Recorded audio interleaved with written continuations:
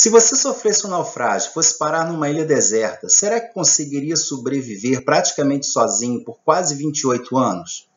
E se ao ser resgatado, quisesse publicar sua história e descobrisse que para que isso acontecesse, você teria que abrir mão até mesmo da sua participação nessa aventura? Será que faria?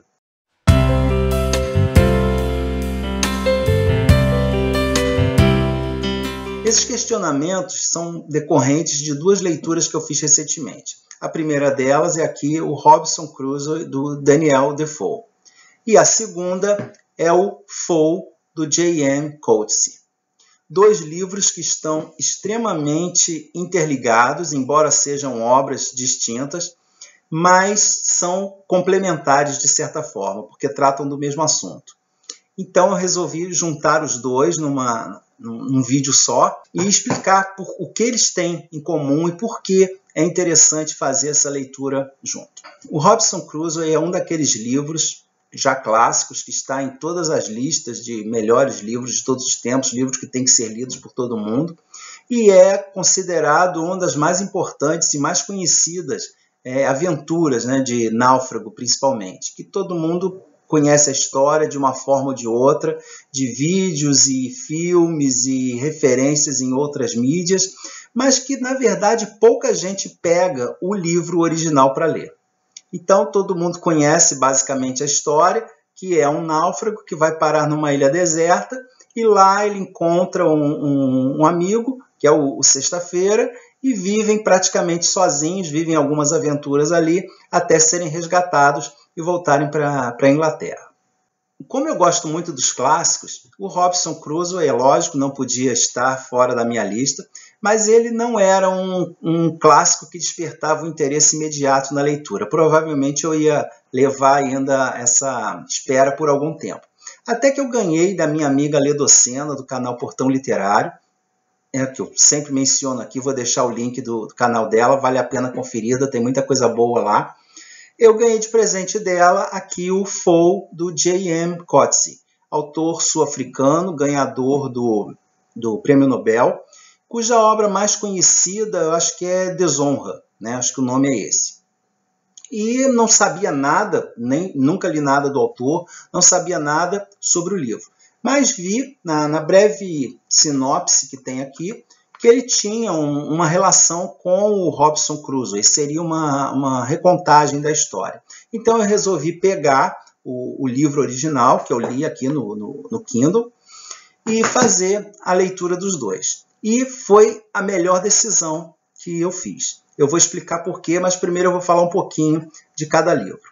O Robinson Crusoe ele me surpreendeu muito, porque eu já conhecia a história, como eu disse, todo mundo acho que conhece essa história, mas pouca gente pega o livro original para ler. Isso já aconteceu com outros livros, com o Moby Dick, com o Dom Quixote, que a gente está acostumado com a história, uma história de aventura, e acha que vai pegar um livro de aventura. E é o maior engano que a pessoa pode fazer com esse livro aqui. Ele tem muito, mas muito mais, ele é muito mais do que um romance de aventura. Muita gente corre o risco de não gostar dele. Se esse livro fosse publicado hoje em dia, ele seria execrado. Nesses termos aí que a gente vive de tudo politicamente correto, ele é totalmente incorreto. Tá? Então ele trata aqui de temas temas pesados como escravidão, como preconceito, como colonialismo, e de uma forma assim, bem franca, bem aberta e que hoje em dia não seria de forma alguma bem vista. Mas é como eu também sempre digo, eu acho que qualquer obra literária ou artística ela tem que ser colocada dentro do seu contexto, tanto de época quanto de local. A gente não pode exigir de uma pessoa, de um escritor do século XVII que tenha a mentalidade que nós temos hoje em dia. Colocado dessa forma, a leitura avança muito mais fluentemente, você passa por cima de certas coisas que de outra forma soam bastante esquisitas, bastante desagradáveis, para os padrões da nossa sociedade no dia de hoje. E esse livro aqui ele está cheio disso. O Daniel Defoe, ele foi um escritor muito complicado, ele era muito politizado e ele se envolvia realmente em muitas situações bastante delicadas, chegando a ser preso e procurado e refugiado, vivia endividado, e justamente por causa disso ele passou a escrever ficção. Mas ele era predominantemente um autor de panfletos políticos bastante pesados. Mas tinha que comer, tinha família para sustentar, então ele partiu para a ficção. Ele aqui faz uma ode, podemos até chamar assim, ao colonialismo, à superioridade inglesa, especialmente em relação aos povos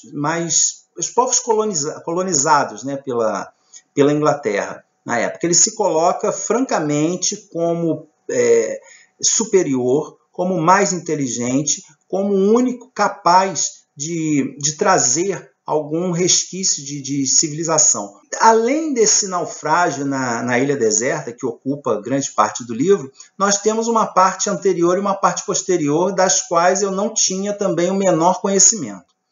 Em resumo, o Robinson ele é um jovem de uma família burguesa, ele resolve partir em viagem, se transforma em marujo e participa aí de algumas viagens de navio. Até que numa delas ele é preso, ele passa um tempo na costa, se não me engano, do atual Marrocos, como prisioneiro dos árabes, e depois consegue se libertar e vem parar no Brasil. Uma boa parte do livro se passa no Nordeste do Brasil, em que ele é dono de uma plantação de cana. O que ocorre é que, em determinado ponto, o tráfico negreiro ele era muito caro para os pequenos agricultores, né, os pequenos proprietários. Então, eles se juntam e querem levar um navio, fretam um navio que vá até a África para trazer escravos contrabandeados. E como Robinson era um marinheiro experiente, já tinha estado na África, já falava a língua ali dos africanos, então ele é escolhido para chefiar essa expedição. O que acontece é que aí é que acontece o naufrágio, em que ele se torna o único sobrevivente, que ao contrário também do que eu acreditava, ele não ocorre no Pacífico. Ele estava indo para a África, mas é desviado de alguma forma ali então seria em alguma ilha do Caribe. E ele vai parar nessa ilha, consegue reunir alguns artefatos ali do navio, e com isso ele vai montando a sua vida ali naquela ilha, completamente sozinho, e contando apenas com ferramentas rústicas e com suas próprias mãos, e uma vontade férrea, né, de dominar aquele lugar, de transformar aquilo ali no melhor lugar possível para ele viver, porque ele não tem ilusões de que ele vai ser resgatado, porque ele está realmente num local assim, totalmente fora das rotas comerciais. E ele vive durante 26 anos nessa ilha completamente sozinho. E ele monta ali um pequeno país mesmo, do qual ele é o único habitante. Mas ele vai, no decorrer desse processo, fazendo muitas reflexões, e aí que entra a parte panfletária da história, né? Uma outra coisa também que ele questiona muito, que também é muito bacana, são os questionamentos que ele faz em relação à religião. Ele, a princípio, não tem crença nenhuma, mas à medida que vai vivendo ali sozinho e vai refletindo sobre os acontecimentos, principalmente depois de uma doença em que ele se vê à beira da morte, ele tem delírios, né, durante uma febre muito alta, e aí ele começa a se reaproximar de Deus, mas tudo muito permeado ali daquela relação de culpa, né? De culpa e de castigo. Então ele começa a ver o que ele passou ali como um castigo pela vida pregressa dele, longe de Deus. Em determinado ponto, ele salva um indígena de uma perseguição em que ele vai ser devorado, né, por um grupo de canibais, E aí, então, que entra essa parte bem forte, essa questão do colonialismo. Ele se coloca desde o início como amo desse selvagem, ensinando ele a falar, ensinando a civilização e se colocando a todo momento como a salvação desse selvagem. E foi nesse momento, né, que aparece aí o famoso Sexta-feira, que eu descobri que nós somos feios. Nós, brasileiros, somos feios. Porque ele coloca aqui: a cor de sua pele não era exatamente preta, mas muito crestada. Não de um moreno feio e amarelado, como são os brasileiros e os virginianos e outros nativos da América, mas de um tipo mais claro de cor parda ou olivácea, de impressão muito agradável, embora não muito fácil de descrever. E esse é só um exemplo dos pequenos preconceitos que a gente encontra no decorrer de toda essa obra. Mas, como eu falei no início, colocada dentro do seu devido contexto, que era o contexto da colonização marítima, né, da batalha aí pelo domínio dos mares e das colônias americanas, o livro faz todo sentido e se torna assim, bem interessante, né? A história é muito bacana, só mesmo para o final, já quase uns 80% do livro, é que ele realmente se assume como um romance de aventura, e aí nós vemos o resgate do Robson, ele consegue voltar para a Inglaterra, e vai passar ali também por outras situações bastante curiosas e nada a ver com uma ilha deserta tropical. Ele é atacado por matilhas de lobos, ele enfrenta situações terríveis no meio de uma nevasca. Então, é um livro, assim, muito, como eu falei, muito além de uma simples história de náufrago. Inclusive, no prefácio desse livro é que eu descobri que existe uma continuação dele, As Novas Aventuras de Robinson Crusoe, que eu não sei se foi lançado no Brasil ou em português. Eu, pelo menos, não encontrei. E aí, então, nós chegamos ao Foe. E o que o Foe tem a ver com isso aqui? De início, o que é Foe? Por que o livro tem esse nome?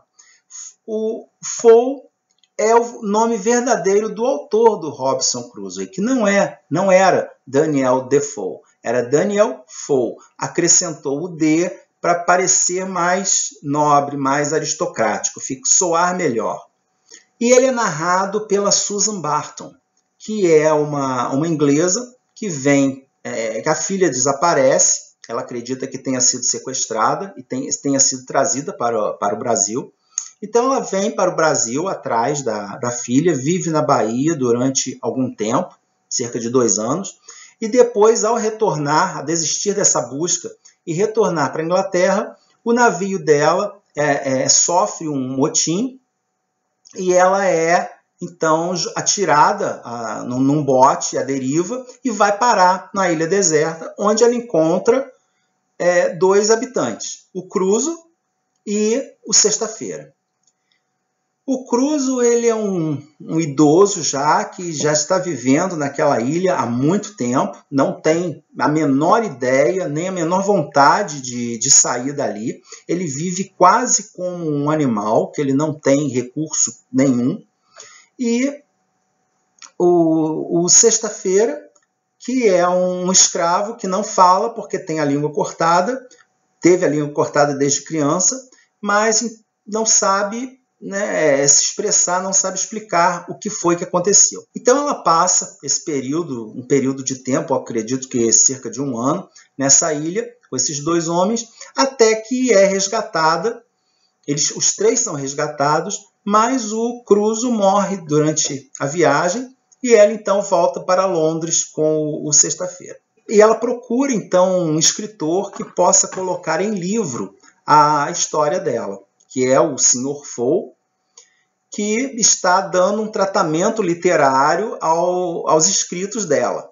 Ela encontra com ele e tem aí uma discussão bem forte, porque a história que ela tem para narrar não tem interesse, não interessa a ele, não interessa a ninguém. que para que isso possa ser publicado, ela tem que ser modificada, no que a Susan não concorda. Então tem toda uma discussão entre eles dois sobre como seria essa transposição das aventuras dela para o livro. Só que muito além dessa história, né, superficial, nós temos aqui um conflito bem interessante, porque se a gente levar em conta que o Coetzee ele vem de um país que durante muito tempo também foi colônia da Inglaterra e tem questões raciais sérias até hoje, então ele colocou aqui, apesar de ser a princípio a mesma história, nós temos assim contrapontos muito fortes entre os dois livros.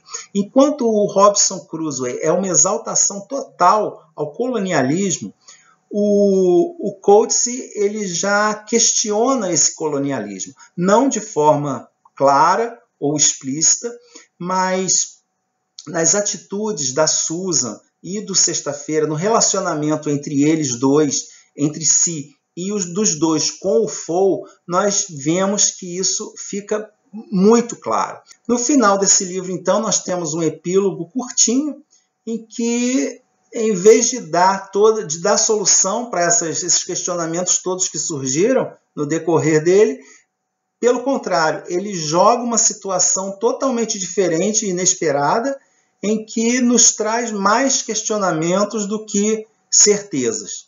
Então fica em aberto, os questionamentos aqui ficam em aberto, mas te dão realmente muito material para pensar, especialmente se for comparado aqui com o Robinson Crusoe original.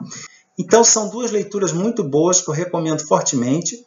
E se você já leu algum desses dois livros, ou os dois, né, ou fizer a leitura mais tarde, por favor, venha aqui nos comentários, deixe a sua opinião, seu parecer, que vai ser muito bem-vindo. Eu gostaria muito de discutir sobre esse livro, esses dois livros com vocês. Se vocês gostaram do vídeo, por favor, deem uma curtida, assinem o canal se ainda não forem inscritos. Vou deixar também os links para a compra dos livros, se interessar vocês, pela Amazon.